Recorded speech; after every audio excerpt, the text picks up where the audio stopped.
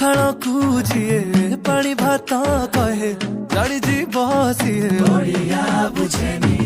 दही बरा खाई जीए दही पानी न पिए से ओडिया खाइबा जाने आम कथा मीठा जेमिति पोड़ पिठा नरम खाइबा पखाल दही पखाल माछ भजा काकुड़ी लंका रसुण आलू पियाज चकड़ा मुंड माछ